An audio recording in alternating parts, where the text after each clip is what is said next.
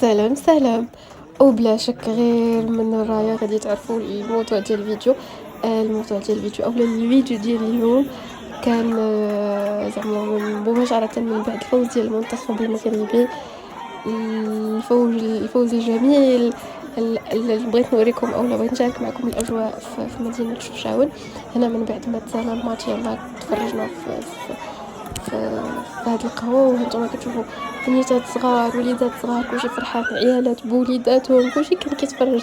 زعما كنا محتاجين هاد الفرحة بزاف بزاف بزاف.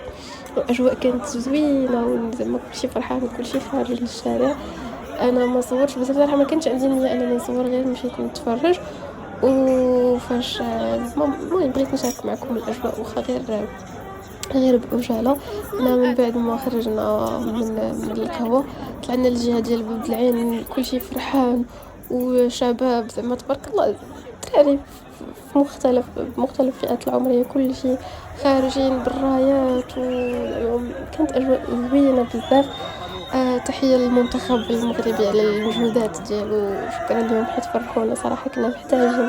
الشعب المغربي يستاهل فرحه بحال هذه.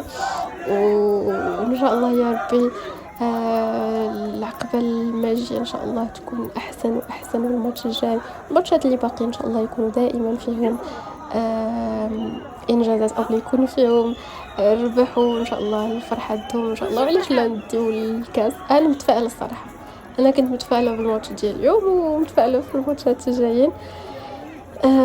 مهم هنايا في الطريق إلى الباب العين، دائما في مدينة شاون. أنا كنحاول أنني نوصل لكم أولا نشارك معكم الأجواء كيف كانت اليوم من بعد الفوز ديال المنتخب.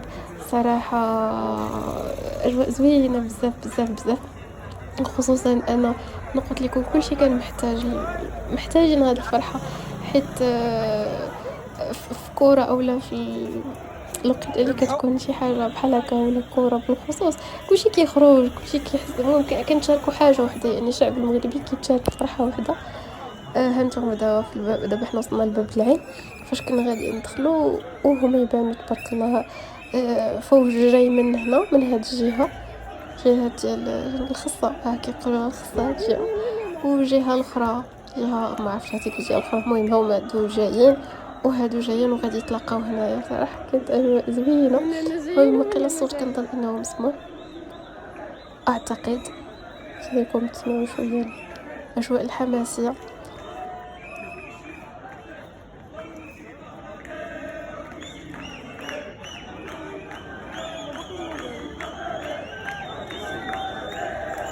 عرفتي كلشي فرحان، دراري صغار كبار، تبارك الله. نتوما كتشوفوا وليدات صغيورين، حتى فاش كنا في القهوه بنيتات صغار هما الاول، عقلوا هاد البنيتات ما شاء الله الله يحفظهم، مكورين مال ولا جالسين، وملي كيماركيو تا هما عرفتي كينقزوا فرحانين بزاف زعما. والله نستحق هذه الفرحه. وشكرا مره واحده اخرى لأسودي، اصلا شكرا على المجهودات ديالهم، ان شاء الله العقبه الماتشات الجايين يفرحونا اكثر واكثر. وهانتوما شوفوا تبارك الله اجواء زوينه الصراحه، تسمعوا هنا فجاه يتلاقاو.